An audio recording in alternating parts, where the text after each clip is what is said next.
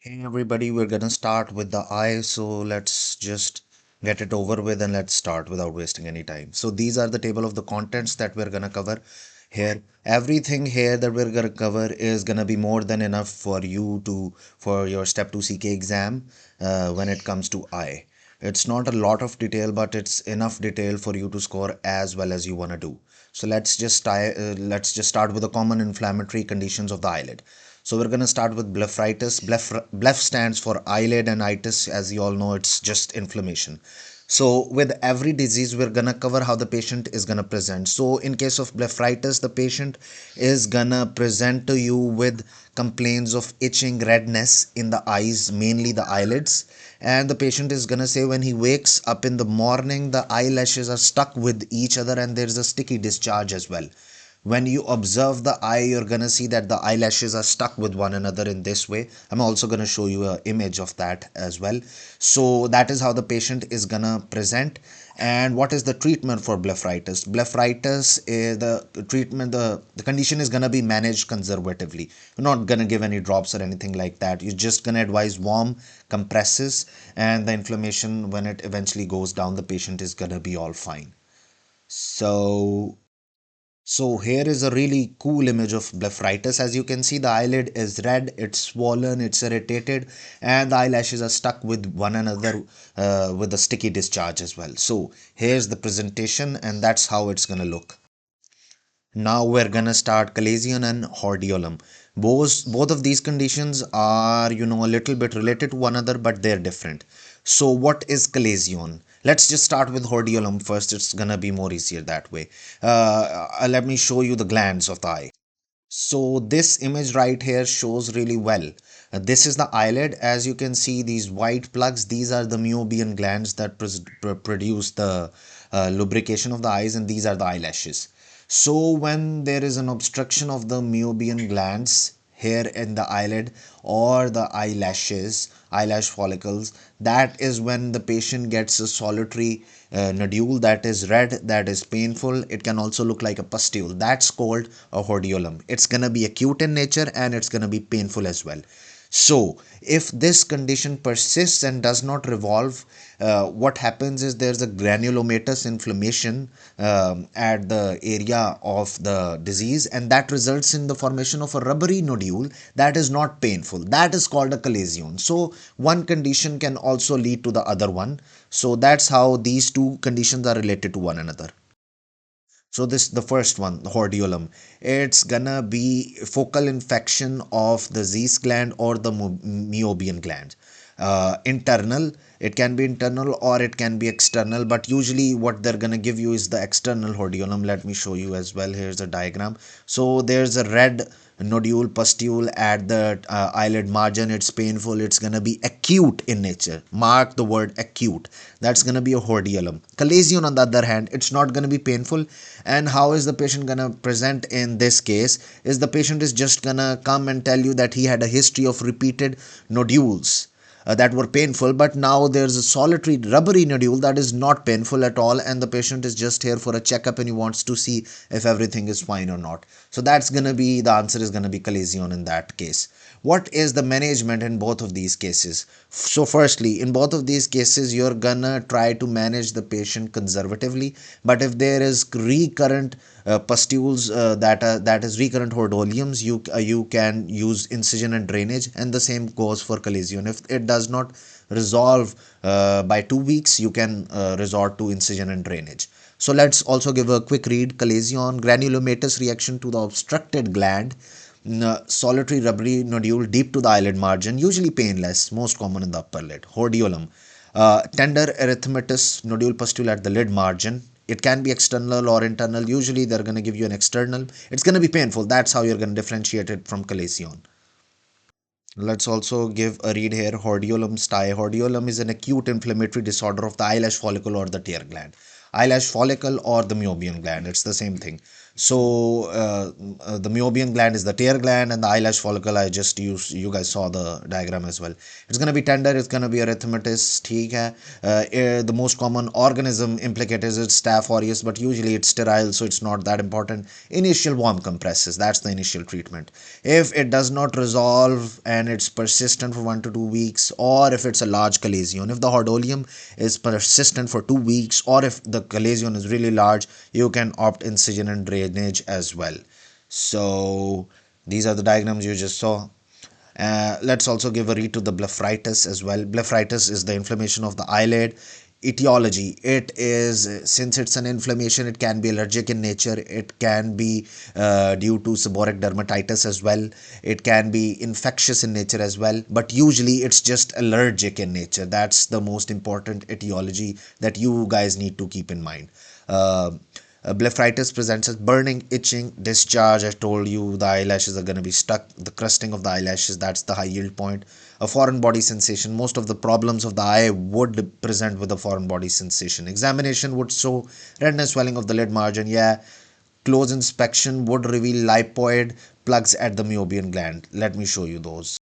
These are the lipoid plugs they're talking about that would be present in the meibomian gland in case of blepharitis. Since the etiology is allergic in nature, so in most cases blepharitis, the eye involvement is bilateral. Treatment, you I told you guys, generally supportive with just warm compresses. Now let's the last inflammatory disorder of the eyelid was dacrocystitis. So how is the patient gonna present in this case? The patient is gonna present in this case like the medium punctum of the eye, the one I'm just pointing right here in my eye. There's gonna be a mucopurulent discharge from the median punctum, and just below the eye at this region, the skin would be red, it would be swollen, it would be painful.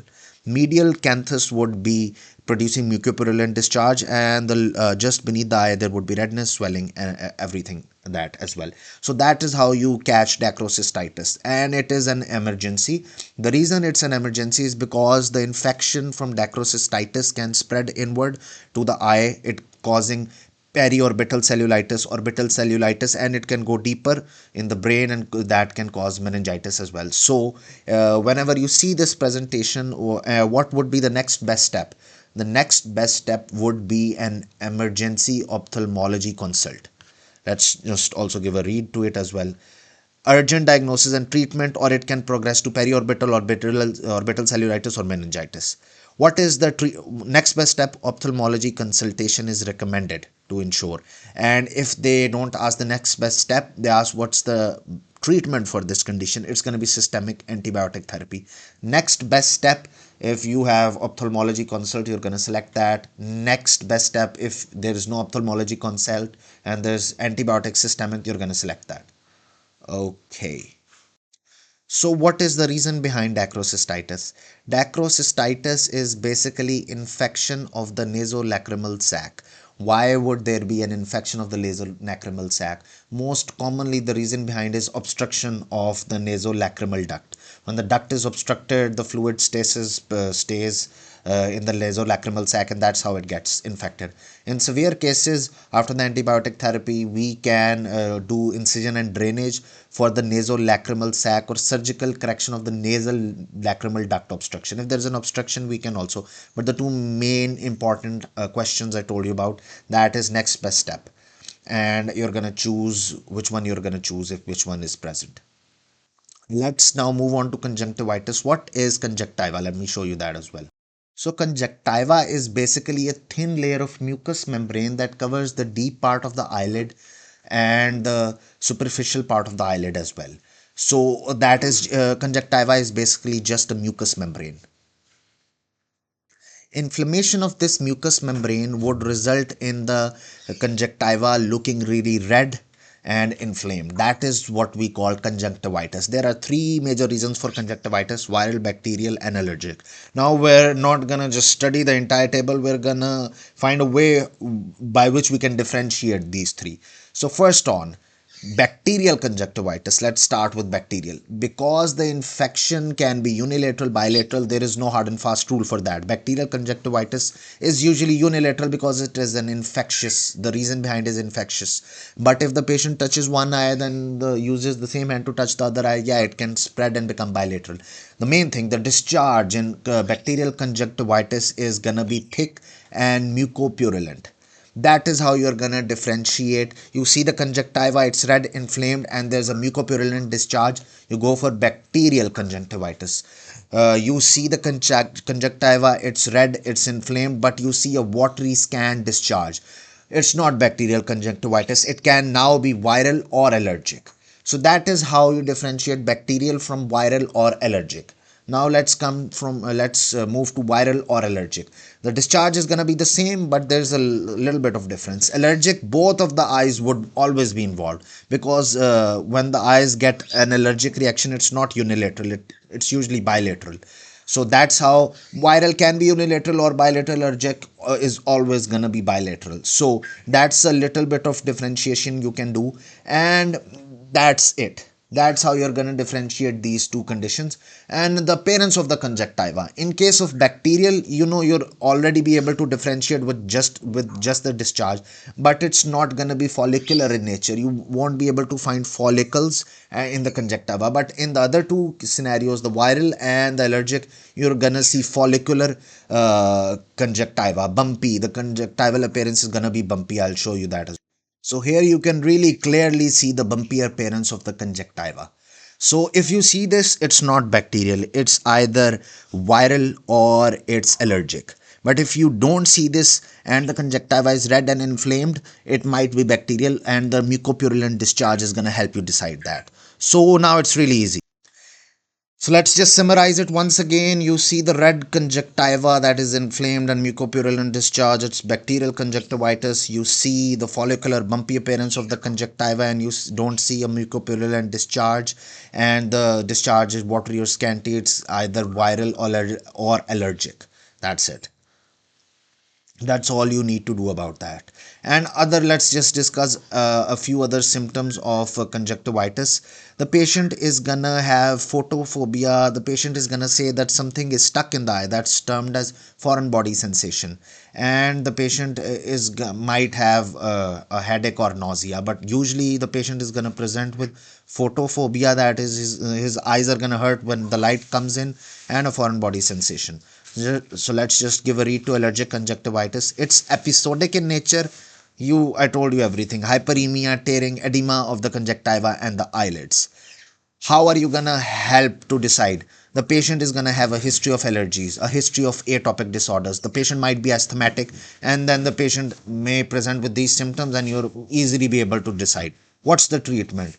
Topical antihistamines. Allergic conjunctivitis, you go for topical antihistamines. Next best step, topical antihistamines. Other than that, you can use other stuff as well, where you see here it's written you can use vasoconstrictors, mast cell stabilizers, or artificial tears, but the mainstay is topical antihistamines. Okay. So here you can see, in contrast to, they've also written here that as well. In contrast to, you need to follow my cursor. In contrast to viral conjunctivitis and allergic, bacterial conjunctivitis will have a grossly purulent exudate. If that's not present, it's not bacterial. End of the discussion. What's the treatment for the different types of conjunctivitis? If it's allergic, over the counter antihistamine drops. uh, Bacterial conjunctivitis. Acha, one more thing important about allergic conjunctivitis. If they say oral antihistamines, you're not going to select that. Oral antihistamines only work if you take them prior to the allergic episode. Once the allergic episode has occurred and you're suffering from allergic conjunctivitis, oral antihistamines is going to be the wrong answer. It's not going to make a difference. You need topical antihistamines for that. Viral conjunctivitis, nothing's gonna do. Just use antihistamine or decongestant drops, warm and cold compresses. Bacterial conjunctivitis, first, normal bacterial conjunctivitis or bacterial conjunctivitis in contact lens wearers. If the person is a contact lens wearer, you're gonna choose fluoroquinolone drops. And if the patient is not a contact lens wearer, you can use the first two options, erythromycin ointment or polymyxin trimethoprim drops. Both of them are correct. But if it's a contact lens wearer, it's going to be fluoroquinolone. So the next topic is going to be infectious keratitis. Infectious keratitis. What does keratitis mean? Keratitis means inflammation of the cornea. What is cornea? The part of the eye that lies that covers the iris. Iris is inside like this. I'm gonna draw it right here, just to be sure everybody understands. So this is the iris, and let me draw here. Yeah, so this is the iris, and this the center part is the pupil, and the layer that covers the iris, this one is termed as cornea, this one. So inflammation of this area is termed as keratitis. It can be of different etiology. It can the inflammation or the infection can be due to bacteria. It can be due to herpes simplex virus, or it can be due to fungi. Now the main thing is the ability to be able to differentiate between these three causes. So number one, I'm just going to tell you the high yield points that are going to help you in that. Bacteria. The ulcer that is going to form on the cornea would be round and centrally located. It might not be exactly at the center, but yeah, it's going to be round. Let's move on to herpes simplex virus. When the cornea gets infected, the ulcer for herpes simplex virus would be branched and dendritic, just like it's shown here. My cursor is pointing branched dendritic ulcer. So if this is the shape of the ulcer, it's gonna be, the reason is most probably herpes simplex virus and fungi. The third one is fungi. When it comes to fungi, the ulcer would be if with feathery margins and satellite lesions. What are satellite lesions? So as you can appreciate here, here's the fungal keratitic lesion.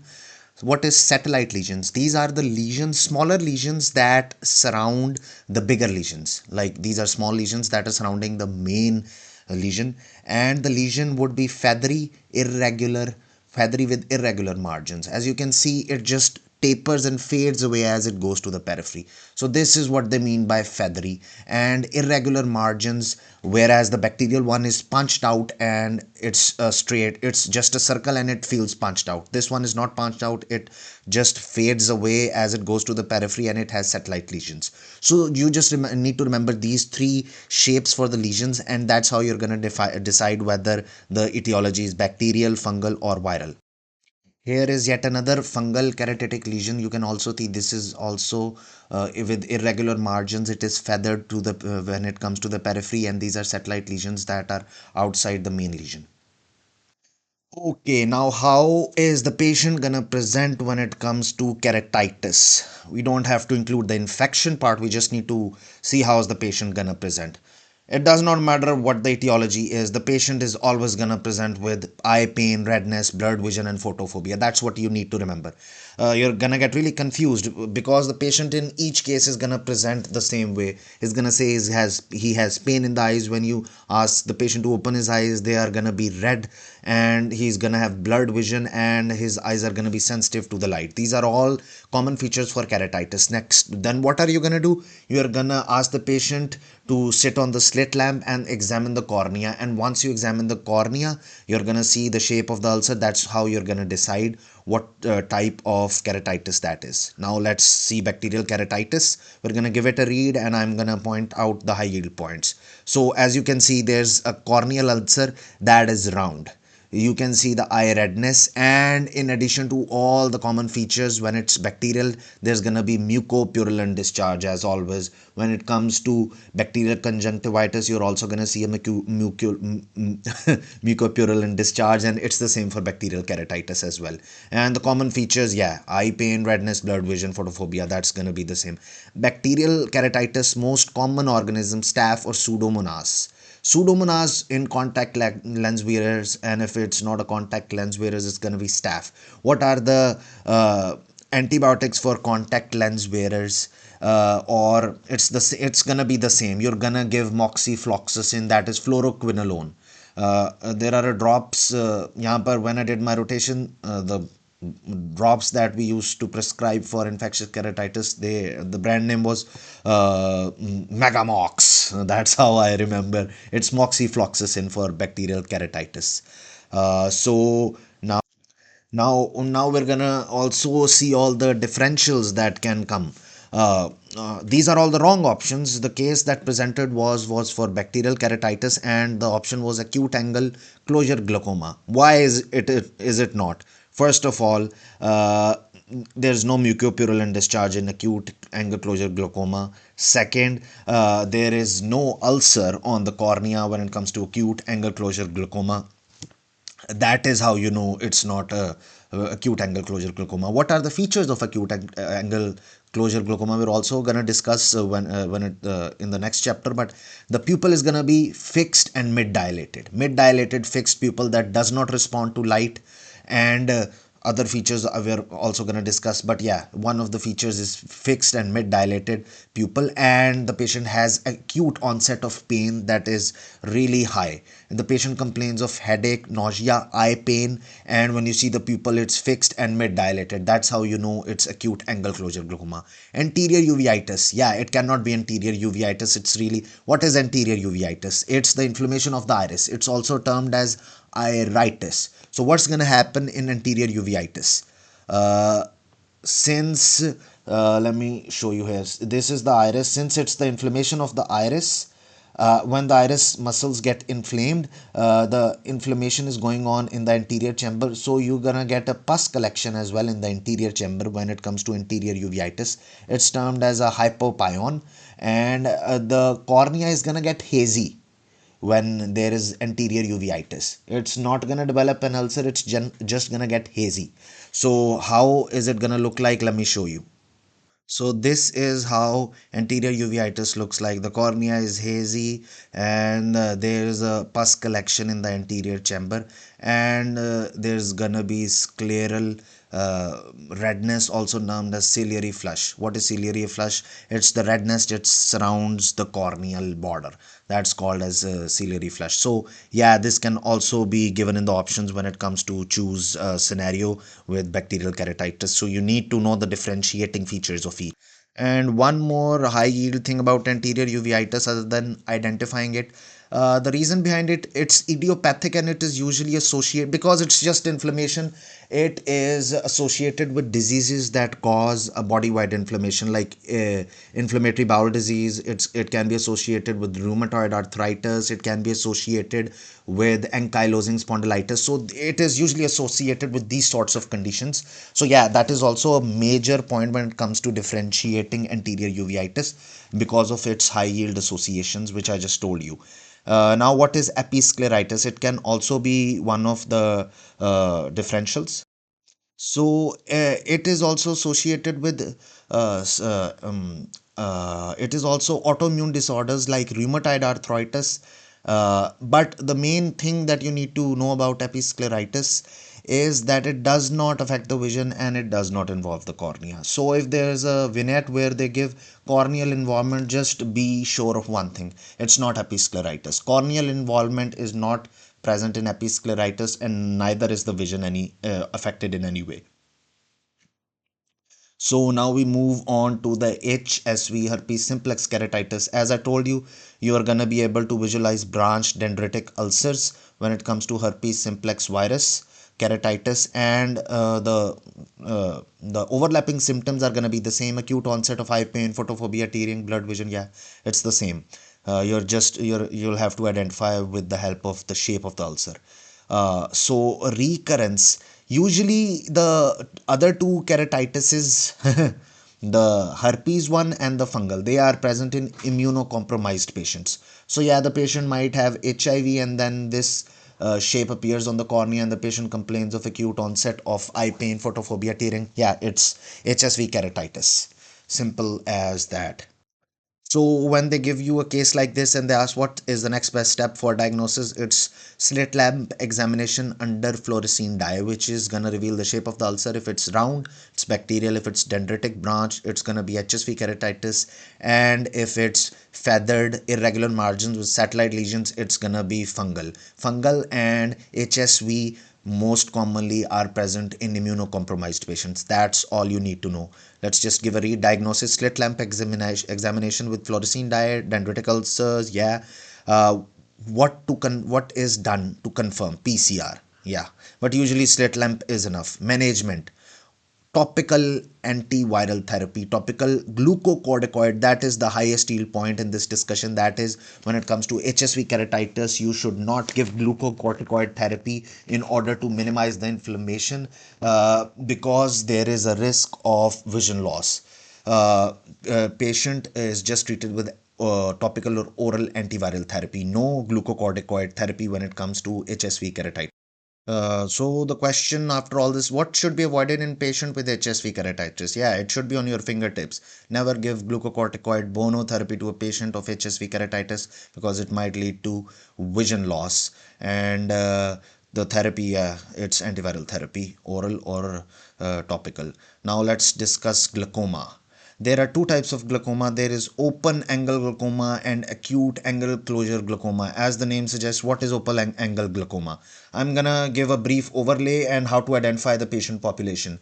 So angle closure glaucoma, yeah, it's really evident that what happens in angle closure glaucoma, look at the cursor. The cursor is pointing right here. So this angle between the iris and the cornea, it's really narrow, and that because of the narrowing of the angle, yeah, congenital narrowing or just the structure of the eye, there is no adequate drainage of the aqueous humor. That is what causes the pressure of intraocular pressure to rise. That is called angle closure glaucoma, acute angle closure glaucoma. And what if the angle is just normal and there is a rise in intraocular pressure? What is it then? It's called open angle glaucoma, because that there is no issue with the angle. It's termed as open angle glaucoma.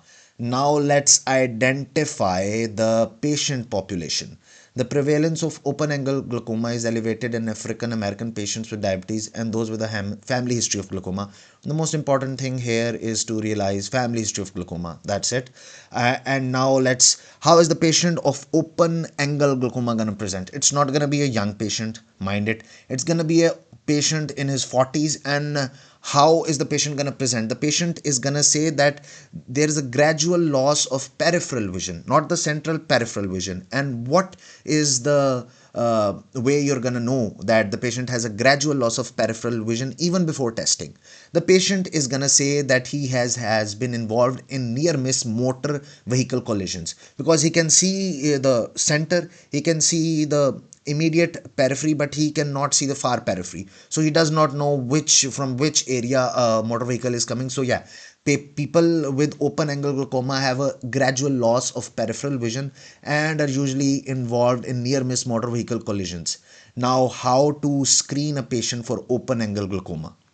So screening is usually not recommended, but yeah, you can screen a patient who you think might be at risk because of the family history, but you can skip this part. You can do tonometry. What is tonometry? When you put a patient on a slit lamp, there's a device that they touch the cornea with, and they push the device inward, and it measures the pressure or the pressure inside the anterior chamber. That is called tonometry. So how does the open angle glaucoma affect the vision? That's the question. When there is a rise in intraocular pressure in the anterior chamber, the pressure backs up at the fundus, and when the pressure backs up at the fundus, at the place where the optic nerve enters the retina, there's a pressure on the optic nerve, and that progressively leads to the atrophy of the optic nerve. That's how there's a gradual loss of vision.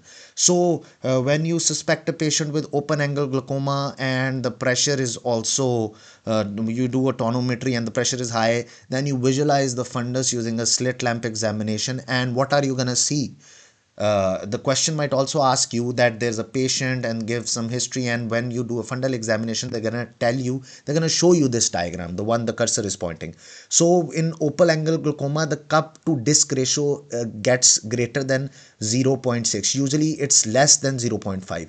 What do I mean by that? Basically, the disc remains the same and the cup size increases.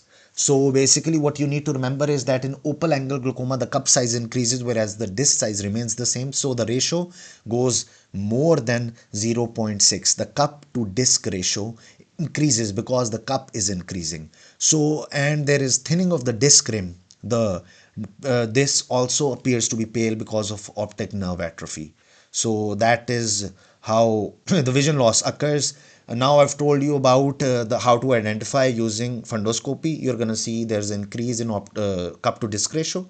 You're going to see the patient complains of loss of gradual loss of peripheral vision. The patient is going to be in his 40s, and if you do tonometry, you're going to find that the intraocular pressure is also high. So what is the treatment for open angle glaucoma? So there's no problem with the angle. So now the first line agent is topical prostaglandins. That is the most high yield thing that you need to remember. Open angle glaucoma, you treat it with latanoprost or by metoprost, which act by increasing the drainage of aqueous humor. If there is more need of an agent, you can also add topical beta blockers like timolol. But timolol cannot be used with patients who also have asthma because it's going to cause uh, bronchospasm. If the topical agents don't work, then the last option is laser trabeculoplasty, where you open this area for drainage. This is the trabecular meshwork where the aqueous humor drains, so you're going to open that with laser surgery. So what is the first? Prostaglandins. Second, you're going to use beta blockers. And third, if that does not work, you do laser trabeculoplasty. So beta blockers, timolol, latanoprost or prostaglandins, timolol, beta blockers, and the third one, laser trabeculoplasty. So that's all you need to know about that. We can also discuss some differentials. So basically, this question was like they were asking, they gave a scenario of open angle glaucoma and they asked what is the next best step for treatment. The answer was topical prostaglandins. If that was not available, it would be beta blockers. But what is the answer that you should never pick?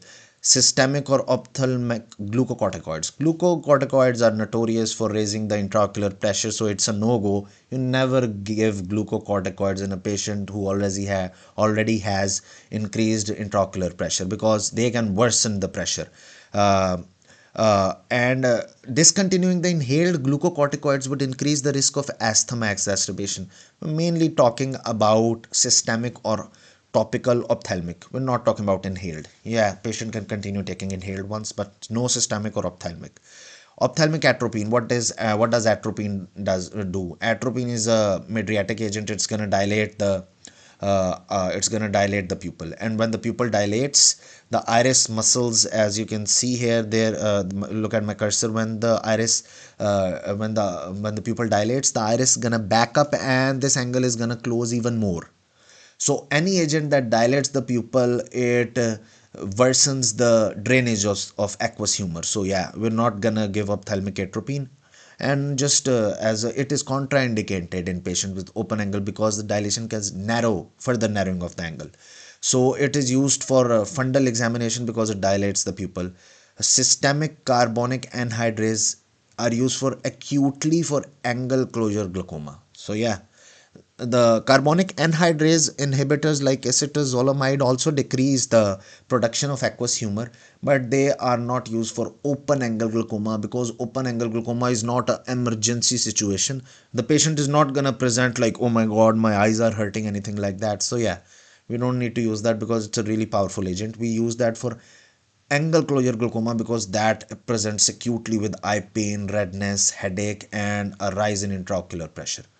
So yeah, topical glucocorticoid eye drops and systemic glucocorticoids can raise IOP. Yeah, just like I told you, open angle glaucoma is insidious loss of peripheral vision, not the central, related to atrophy of the optic nerve head due to the increased pressure that backs up at the back of the eye. However, patient with steroid induced OAG may also develop central blurriness in the early course due to corneal edema. Yeah, this is an exception, but you need to remember the main point.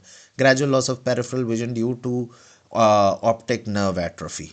So now we move to acute angle closure glaucoma. That is the sort of glaucoma that you're gonna get with an acute presentation. The open angle glaucoma, yeah, it's not an acute presentation. The patient comes, the patient is just fine. But acute angle closure glaucoma, that the patient is going to present with eye pain, headache, the eye is going to be red, and the pupil is, as I told you, fixed, mid dilated, and the cornea is going to be a little bit hazy. There is not going to be any ulcer. Uh, Corneal haziness or cloudiness, yeah, that is how it's gonna present. Now what is now let's give a read. A acute closure angle closure glaucoma can be triggered by pupillary dilation. As I told you, when the pupils dilate, the angle closes further. And yeah, it can be triggered in low light, because in low light the pupil dilates, and certain medications can also do that, like we just discussed, atropine can do that. And systemic symptoms include eye pain, headache, nausea, diminished halos, and yeah, it's just like that acute presentation. What are you gonna see? Non-reactive mid-dilated pupil, red eyes, eye pain, cloudy or hazy cornea, and headache. The gold standard for diagnosis is gonioscopy. It's not tonometry. Tonometry measures the intraocular pressure, but gonioscopy measures the angle, where of the angle between the cornea and the iris, where there is drainage. So gonioscopy, what is gonioscopy? Gonioscopy, they use a special prism lens that they place on the cornea, and that lens measures the angle. So that is how you know the gold standard for diagnosis of acute angle closure glaucoma is gonioscopy. Tonometer measures IOP and can provide additional information. Yeah, you can further confirm it with an IOP, but yeah, you need to do the gonioscopy. What is the initial management? The patient is coming with an acute symptom. You need a powerful agent. You're going to use carbonic anhydrase inhibitor acetazolamide, that you can also use the intravenous acetazolamide. And in addition to that, you're going to give drops, topical eye drops that contain a lot of multi-drug therapy. So combination of multiple topical agents such as timolol, which is gonna reduce aqueous production, apraclonidine, and pilocarpine. What does pilocarpine do? Pilocarpine causes pupillary constriction that opens up the angle. So yeah, and subsequently, if the patient is not you're not able to get the patient well, you do laser trabeculoiridotomy, provides definitive care. Angle closure glaucoma, yeah, it's another table. We're just going to give a review. You can see the symptoms: headache, ocular pain, decreased visual acuity, and signs: corneal haziness, cloudiness, fixed mid dilated pupil, redness. Gold standard gonioscopy. Additional information: tonometry. Diagnosis: gold standard gonioscopy. Treatment: yeah, you give IV acetazolamide, then you give multi-drug topical therapy that includes timolol for decreasing the aqueous production, apraclonidine, which decreases aqueous production and increases the outflow, and pilocarpine, which opens up the angle by constricting the pupil. So yeah, that is how you treat it. Now let's move on to uveitis. Uveitis. As I told you, uveitis is also termed as iritis, inflammation of the iris. So it is associated with inflammatory conditions, systemic inflammatory conditions, such as look at the cursor, inflammatory bowel disease.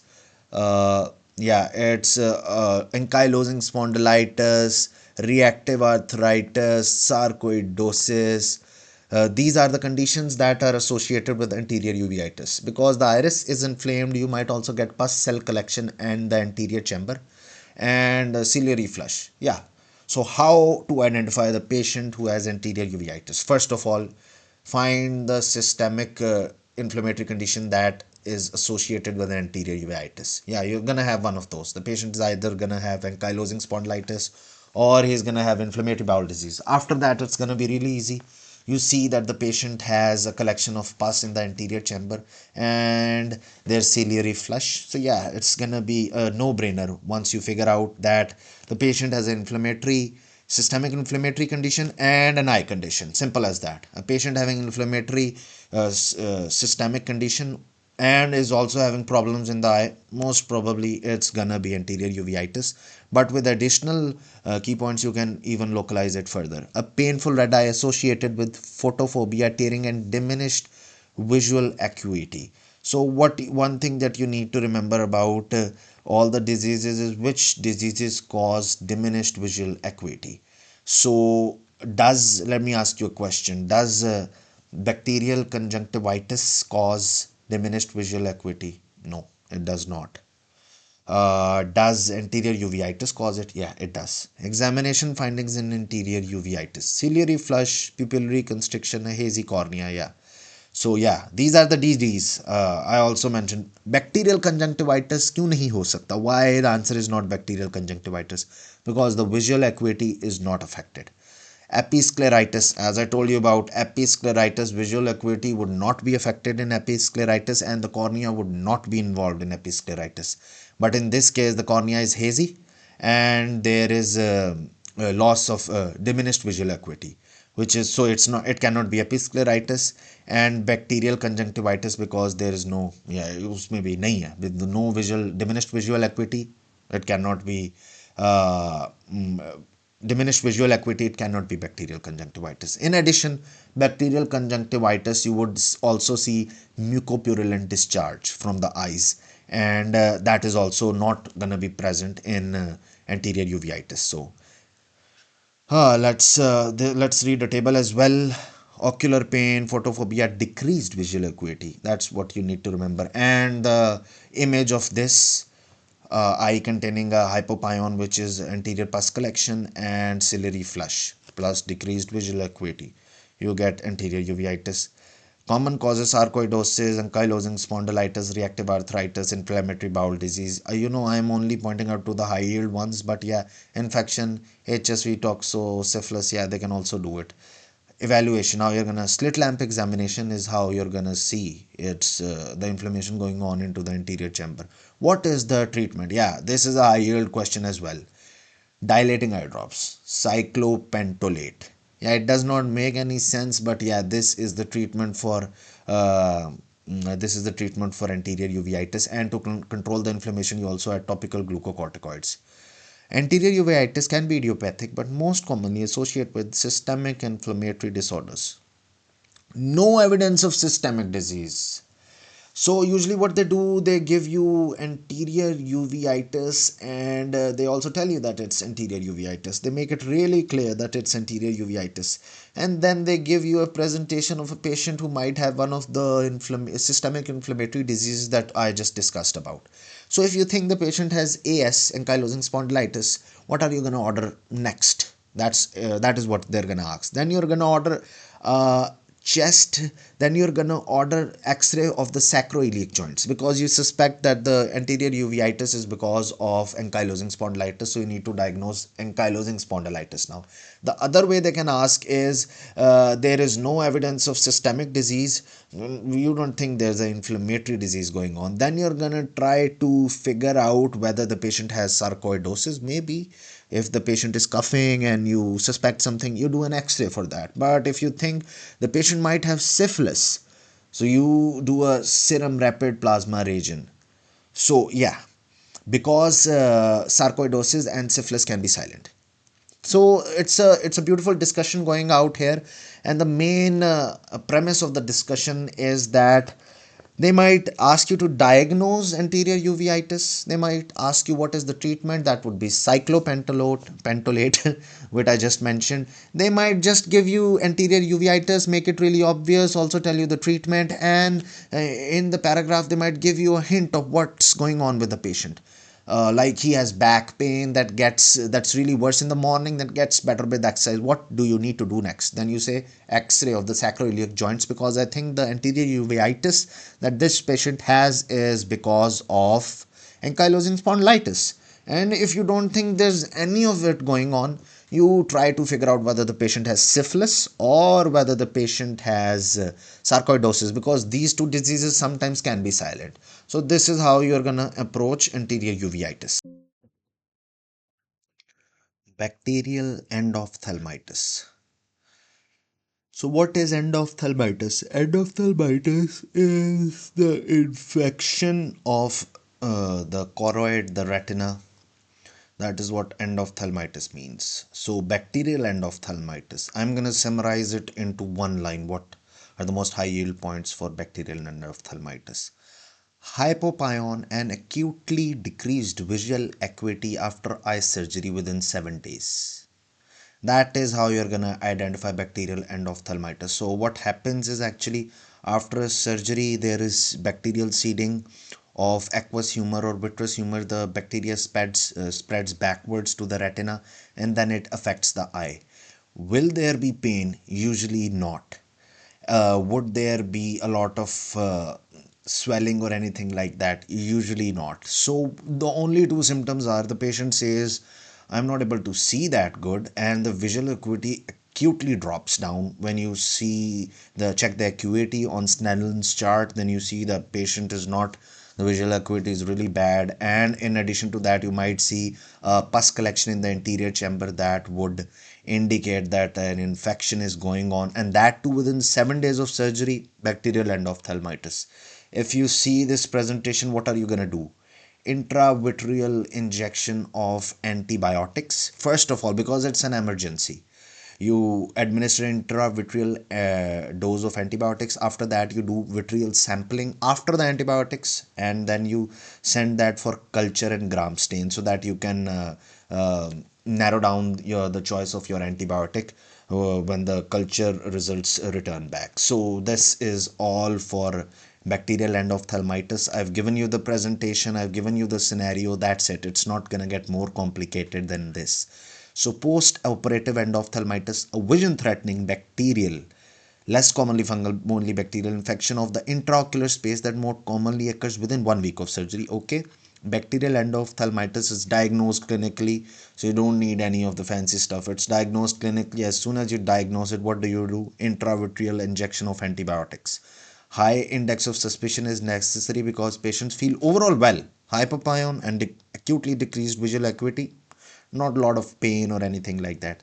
Having symptoms confined to the affected eye only, the eye in which the surgery was performed. Okay, so here's the picture. This picture, the eye in this picture, it's really evident, but usually it's not necessary that the patient has conjunctival injection, edema, and such a bad looking eye. It can be just fine. It can be just a hypopyon, and the patient says, I don't, my eyes don't hurt, I just can't see that well anymore. So examination shows frequently shows conjunctival chemosis, that is edema, hypopyon, layering of leukocytes in the anterior chamber. This is hypopyon, consistent with ocular inflammation. Infection management requires immediate consultation ophthalmology, intravitreal injection of antibiotics, following aspiration of vitreous sampling, gram stain. We'll do the gram stain and cultures, and then we will narrow the antibiotics. Okay, so let's move on to there was a case of bacterial endophthalmitis, and within the options was given bacterial conjunctivitis. Yo, it's not bacterial conjunctivitis. Why? There's no drop in visual acuity and there's no hypopyon. It's just mucopurulent discharge from the eye. So it's not bacterial conjunctivitis. That's how we know it. Cavernous sinus thrombosis. The high yield points for cavernous sinus thrombosis are the eye would look like it's about to pop out because of increased pressure in the cavernous sinus, and ophthalmoplegia, which is because the oculomotor nerve would be impinged by the increased pressure in the cavernous sinus. That would, the eye would move downwards and outwards. Ophthalmoplegia is basically paralysis of the eye muscles. So these two findings are not present here in the scenario which would have been given. I mean, I'm just discussing that with you. These are the mainly the DDs that are given when you're about to, when you're asked to choose the correct answer. Normal post-operative changes. Normal post-operative changes do not include a hypopyon. Hypopyon indicates infection, so these are not normal. And secondly, normal post-operative changes, you can see blurriness, cloudiness, but there is not a drop in visual acuity. That's how you know it. It's not a normal post-operative change. It's actually bacterial endophthalmitis. So let's move on to candida endophthalmitis. What is the difference between the bacterial and the candida one? So the candida, the patient population would usually be the patient that is on total parenteral nutrition, patient that is in the hospital with a central venous line. That is the major patient population. And what happens, the central venous line or the total parenteral nutrition and the patient that is been hospitalized, there might be hematogenous spread from the cannula to the choroid. Choroid is the choroid layer of the eye. It's really rich in blood supply. So the fungal infection spreads to the choroid, and then it spreads into the retina and then infects the eye. So the most important presentation that you need to remember about this is the sort of patient population. The patient might be immunocompromised with total parenteral nutrition, or the patient must just be present in the hospital with a central venous line, and then the patient would start complaining of floaters in one eye. The patient would not say that my eyes hurt a lot. He's just gonna say I can see that well and there are floaters. When you check, the visual acuity would start dropping and the patient would say I can see floaters. There would not be any hyperpine or anything like that, and the fever might also not be present. So the main thing, as you can see here, is identifying the patient population, and this patient population complaining of floaters would carry you in the direction of candida endophthalmitis. What do you do when you suspect candida endophthalmitis? You might not be able to detect the fungus in the blood. You need to do vitreous fluid sampling and send it for a culture, and you start systemic antifungal therapy as soon as you suspect that this might be candida ophthalmitis. What does the fundus of the eye looks like when the fungus spreads into the choroid and retina? So this is what the fundal examination would show you. These are white fluffy granules and infiltrate in the retina. This is basically fungus growing in the retina. And when we come down here, it's also written here, the organism replicates in the choroid and attacks the retina, leading to fluffy yellow white mound like lesions with indistinct borders, just the ones that I just showed you here. Yeah, this is what it looks like. Yeah, fluffy white granular lesions in the retina. Yeah, the high yield points, floaters, and progressive loss of vision. Eye pain, not that important. Fever might be present or might not be present. But yeah, patient population, specific patient population complaining of floaters and progressive loss of vision. Yeah, that is most likely candida endophthalmitis. What would you see on the fundoscopic examination? Fluffy yellow white mound like lesions. Yeah, what are you gonna do when you suspect it? You're gonna start systemic antifungal therapy. And how would you confirm? The next best step for diagnosis would be vitreous sampling with culture, not blood cultures, because they might usually be negative. It's also written here. Candida, you suspect candida endophthalmitis. Next best step for diagnosis, you're gonna sample the vitreous and send it for culture. What's the next best step for treatment? And systemic antifungal therapy. Yeah, you're done. Retinal disease, diabetic retinopathy. Yeah, retinopathy, diabetic retinopathy is of two types. It can be proliferative or non-proliferative. What do you mean by when you say proliferative? Proliferative, we refer to the vessels of the retina. When it enters the proliferative stage, that means neovascularization has started occurring. What is neovascularization? Development of new blood vessels. That is called neovascularization. Before that, we refer it to as non-proliferative diabetic retinopathy. What would you see in non-proliferative diabetic retinopathy? You would see hemorrhages. You would see dilation of the small retinal vessels, which would present as microaneurysms. You would see hard exudates. And when neovascularization starts happening, we call it proliferative. That's the only difference between these two. What is the presentation of diabetic retinopathy? Yeah, it's a really slow process. A patient with diabetes would not initially present it. It happens when there is uncontrolled diabetes for at least like 15 to 20 years. So the patient would present in their 40s or 50s, even likely can be present in their 60s with decreased visual acuity. And when you do the fundal examination, you see that the retina is entirely destroyed, neovascularized, and that's how you know that this is diabetic retinopathy. Patients with diabetic retinopathy are commonly asymptomatic until late in the disease course, does not affect like in an instant. So microaneurysms, hard exudates, retinal hemorrhages, and when neovascularization starts happening, we call it proliferative stage. Hypertensive retinopathy. Oh, please mind how I'm making these weird sounds, but yeah. Hypertensive retinopathy presents with blurred vision, sometimes with limited visual field effects. What do they mean by that? Examination shows the main examination fundal findings in hypertensive retinopathy are that you would see that because when the blood pressure is really high, hyaline arteriosclerosis, you might have heard about it, narrowing of the blood vessels. So arteriolar narrowing, I'm pointing at the cursor here, yeah, that can be appreciated.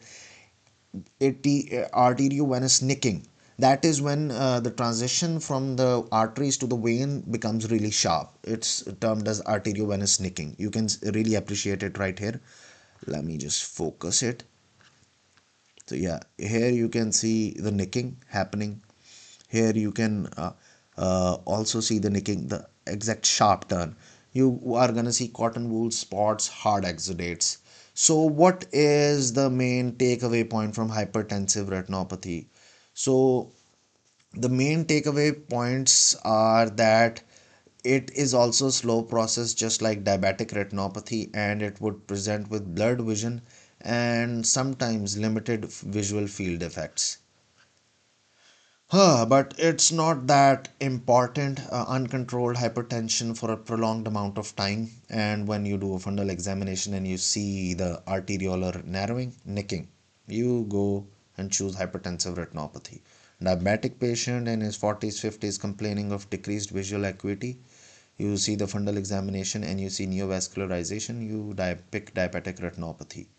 Simple as that. And if you see aneurysms, yeah, it's also diabetic retinopathy. So you need to remember microaneurysms and neovascularization for diabetic retinopathy, and you need to remember the arterial narrowing and nicking for hypertensive retinopathy. Let's move on to central retinal vein occlusion. So just one thing, the biggest high yield point you need to remember about central retinal vein occlusion, I like to call it curvo. It's just my presence, my preference. So I'm gonna refer to it as curvo. So when the biggest high yield point associated with curvo is blood and thunder appearance. When you see the retina, this is how the retina looks, and it's really devastating. It seems like it's it seems like the eye has been completely destroyed. Thus the word blood and thunder. So once you see this appearance, you should know that it's a curvo. And what are the reasons behind curvo? It's just the occlusion of the central retinal vein. The blood starts backing up, and then there are hemorrhages. These are flame hemorrhages, a lot of hemorrhage in the retina, and that is because of the the blood backing up against the occluded retinal vein. So blood and thunder appearance due to diffuse hemorrhages, scattered or diffuse hemorrhage due to backup of blood and increased resistance. So what is the treatment for curvo? The only treatment that we have for curvo is anti-VEGF therapy. Significant, and that is only that treatment is only given if there is significant macular edema. Then otherwise no treatment is particularly effective. But some patients may have partial recovery of vision within 3 months. So a patient comes with what is the loss of vision gonna be like? The loss of vision can be instant or slowly within a day or two. But on the other hand, if you talk about central retinal artery, the vision loss is gonna be acute. And when it comes to central retinal vein, it can be subacute or acute, usually subacute. And you see the fundus, you see the blood and thunder, you diagnose it as curvo, central retinal vein occlusion. And then what is the a way to confirm the diagnosis? The way to confirm the diagnosis is fluorescein angiography. What is fluorescein angiography? You inject the fluorescein dye into the arteries and you visualize the retina. And when you visualize the retina, that is, you don't have to visualize the retina, you can just visualize the arteries. And when the blood containing the dye comes at this level of central retinal vein, you can clearly visualize the occlusion, just like when you do a coronary angiography, coronary angiogram, you can visualize all the defects, all the places where there is occlusion in the coronary vessels. Same, just like that, fluorescein angiography, it helps you visualize the occlusion in the central retinal vein. So that's how you diagnose it. It cannot be treated, there is no effective therapy, but yeah, if there is significant macular edema, you can use anti-VEGF. But yeah, some people can recover their vision within 3 months without any therapy. It's just wait and watch. Most common cause, hyperviscosity that can lead to occlusion, coagulopathy, diabetes, hypertension. Yeah,